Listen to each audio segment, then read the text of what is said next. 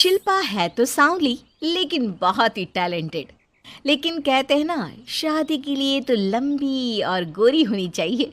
शिल्पा, ये रिश्ता भी हाथ से गया।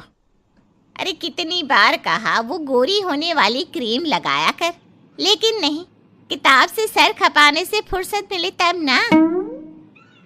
तू ही क्यों नहीं इसके लिए उपटन तैयार कर देती। शर्मा जी की बेटी का कम रेट में कितना अच्छा रिश्ता हुआ है। इसकी तो उम्र के साथ ही लड़के वालों की डिमांड भी बढ़ी जा रही है। शिल्पा को ये बातें अब बुरी नहीं लगती थी। लगे भी क्यों, बचपन से सुन जो रही थी वो ये सब कुछ। उसके लिए ये तो मात्र एक कान से सुनना और दूसरे कान से निकाल देने वाली बात थी। फिर एक रोज, पापा पापा मेरी नौकरी लग गई है।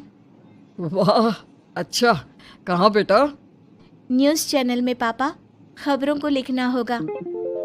हाँ, वैसे भी तेरे जैसी सांवली शक्ल की लड़की को कौन पर्दे पर आने देगा, क्यों? चल, 4 पैसे कमाने लायक हुई है तो लड़के वालों को बोल देंगे कि कमाती भी है। फिर शायद कोई कर ले शादी। हाँ सही कह रहे हैं। वैसे बेटा कल शाम को एक लड़का और आने वाला है, उसे भी देख लेना। शिल्पा को इस बार गुस्सा आ जाता है। अच्छे न्यूज़ चैनल में नौकरी लगने की खुशी भी माँ पापा के चेहरे पर नहीं दिखती। अगले रोज़ ऑफिस से शिल्पा घर आती है तो सामने बैठा होता है हिमांशु।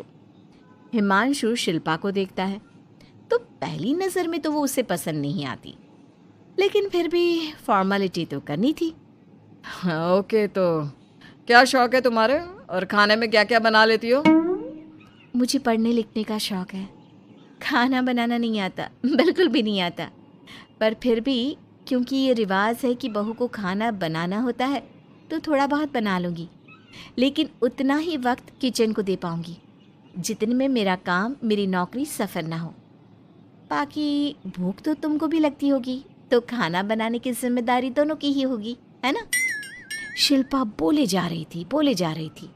अब तक जिन लड़कियों से हिमांशु मिला था, शिल्पा उन सब से अलग थी। वो ऐसी ही तो लड़की चाहता था। शिल्पा से बात करने के बाद, ठीक है, फिर शादी 2 महीने बाद करेंगे। वो क्या है ना, खाना बनाना भी तो सीखना होगा ना। मुझे मंजूर है। शिल्पा को भी हिमांशु अच्छा लगने लगता है। दोनों की शादी हो जाती है, लेकिन शादी के बाद से ही हिमांशु का परिवार शिल्पा के रंग को लेकर कई बातें बनाता। क्या बात है हिमांशु, क्या कमी हो गई थी जो ऐसी काली सी बहू ले आया? काली काली तो नहीं है। हाँ, मेरी शिल्पा का रंग हल्का सांवला है। वैसे आप तो कृष्ण की भक्त हैं, जानती है ना, उनका रंग भी सांवला था। अब सांवले रंग के कृष्ण की पूजा, तो सांवली मेरी बीवी खराब कैसे? बात तो सही भी थी। क्यों सांवला रंग खराब माना जाता है? शिल्पा पति का तर्क सुन रही थी। थोड़ी देर के बाद, क्या बात है, शब्दों का जादू आ गया। क्या तर्क दिया आपने सांवले रंग के समर्थन में? तो क्या तुम ही पत्रकार हो? अरे तुम्हारा पति भी कम नहीं है। शिल्पा रोज एक नई तरक्की छू रही थी। कभी विदेश दौरा तो कभी बड़े बड़े लोगों का इंटरव्यू। एक दिन, सुनो, आज का दिन बहुत खास है। मैं मुख्यमंत्री जी का इंटरव्यू लेने जा रही हूँ। अरे वाह, क्या बात है, सही है यार। तभी ससुर आ जाते हैं। बहू, थोड़ा मेकअप भी कर लेना, वरना काली काली फोटो सब जगह आएगी। अरे हम तो शर्म के मारे किसी को दिखाते भी नहीं कि ये हमारी बहू है। न जाने क्या कमी थी। अरे वो शारदा दीदी की बहू देखो, कैसे मक्खन की तरह गोरी है। और नताशा, वो तो ऐसे लगता है जैसे भगवान ने दिल खोल कर रंग दिया है उसको। अरे माँ, आजकल रंग नहीं बुद्धि का जमाना है। हाँ, तो वो दोनों कहाँ पागल है, अच्छा खासा घर देख रही है। शिल्पा को ससुर की बात पर गुस्सा तो आता है, लेकिन वो मूड खराब नहीं करना चाहती। वो तो बस तैयारी करती है कि जल्दी से अच्छा सा मुख्यमंत्री का इंटरव्यू हो जाए और दुनिया देखे। होता भी यही है। शिल्पा जब शाम को घर आती है तो, अरे चाची, बुआ, फूफा जी, कैसे हैं आप सब? कैसे आना हुआ? शिल्पा को आसपास के लोग भी देख रहे थे। वो भी जानती थी कि उसने जो इंटरव्यू किया वो कितना वायरल हो रहा है। अरे बहू, बड़ी लायक हो तुम। औरत होकर दुनिया की इतनी जानकारी, कितनी समझ है तुम्हारे अंदर। वाह वाह बहू, तुमने तो हम सबका सीना गर्व से चौड़ा कर दिया। सास ये सब देखकर सोच रही थी कि भाई ऐसा भी क्या हो गया, इन्होंने तो बहू को हीरो बना रखा है।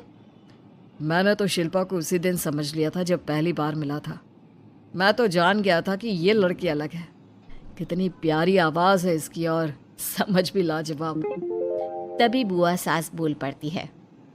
और एक हमारी बहू है, सारा दिन टिकली बिंदी पर ही लगी रहती है। अरे दीदी, न जाने कौन कौन सी क्रीम लगाती है, अब तो चेहरे पर फोड़े भी निकल गए। कितनी बार कहा कुछ पढ़ाई आगे करके दुनिया में नाम कमाओ, लेकिन नहीं, बस सारा दिन शीशे के सामने खड़ी रहेगी। कोई बात नहीं फूफा जी, वो भी किसी की पसंद हो सकती है। हम लोगों का क्या, एक काम अच्छा कर दिया तो पूछ लिए गए, नहीं तो जमाना तो गोरी सूरत की ही तारीफ करता है। क्यों माँ जी? हाँ हाँ, वो क्या है ना, मैं ज़रा पानी लेकर आती हूँ, तू बैठ बहू। हाँ हाँ बहू, तू तो बैठ। वो क्या है ना, आज तो तुझसे बहुत सारी बातें करनी है। ये बता, कैसे दिखते हैं मुख्यमंत्री जी सामने से? जैसे टीवी में दिखते हैं वैसे ही दिखते हैं क्या? आए दिन लोग शिल्पा से मिलने आते, उसे अपने स्कूल या दूसरी जगह पर चीफ गेस्ट बनाते। ये सब देखकर पति तो खुश होता, लेकिन सुंदर बहू का सपना सास की आंख से उतर ही नहीं रहा था। फिर एक रोज, शिल्पा, पापा कहाँ है?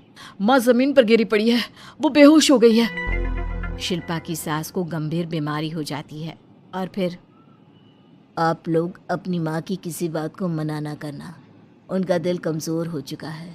दिल में कोई बात लगेगी तो उनके हार्ट अटैक आने के चांसेस हैं, तो समझ रहे हैं ना।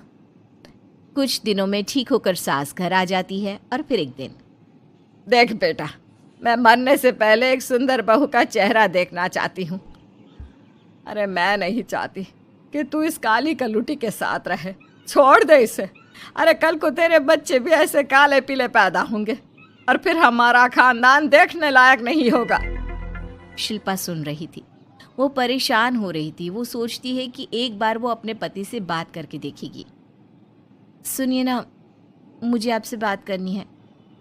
मुझे भी शिल्पा, मैं माँ के बिना नहीं रह पाऊंगा, तुम समझ रही हो ना।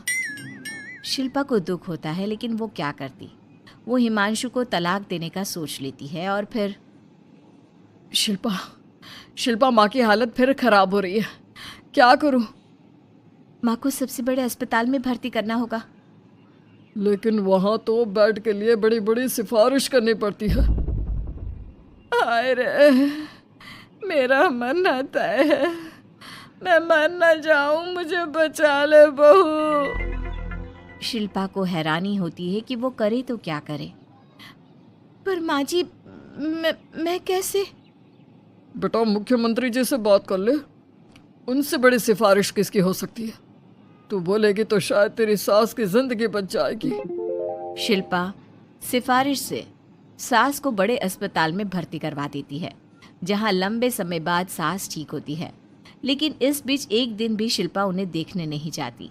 सास जब घर आती है तो एक सुंदर सी लड़की उनका स्वागत करती है। ये कौन है और शिल्पा कहाँ है? मुझे तो मेरी बहू ही चाहिए। माँ, कैसी बात कर रही हो? तुमने कहा था ना कि शिल्पा काली है और तुम्हें काली बहू नहीं चाहिए। ये रीना है तुम्हारी बहू। नहीं नहीं, मुझे माफ़ कर दो, मुझे तो मेरी शिल्पा बहू ही चाहिए। उसी के कारण आज मेरी जान बची है। मैं नहीं समझ पाई कि सुंदर शक्ल से ज़्यादा सुंदर दिल और आचरण होना चाहिए। लेकिन अब क्या, अब तो देर हो चुकी थी। हिमांशु भी जानता था कि आत्मसम्मान वाली शिल्पा अब उसकी ज़िंदगी में वापस नहीं आएगी। अब तो शिल्पा को वे लोग बड़े बड़े चैनल की स्क्रीन पर देखते और अफसोस करते। शिल्पा चाहती तो कभी तुम्हारे लिए सिफारिश नहीं करती। अब तो आसपास के लोग भी घर नहीं आते। लोगों को लगता है कि शिल्पा ने हम लोगों को छोड़ा क्योंकि हम उसके लायक नहीं थे। सही बोल रही है माँ, हम ही तो उसके लायक नहीं थे। शिल्पा जैसी समझदार पढ़ी लिखी दुनिया की समझ रखने वाली लड़की को मैंने छोड़ा सिर्फ आपके कहने पर। अब ये गोरी लड़की आपकी बहू हो सकती है लेकिन मेरी बीवी कभी नहीं। हिमांशु वहां से चला जाता है।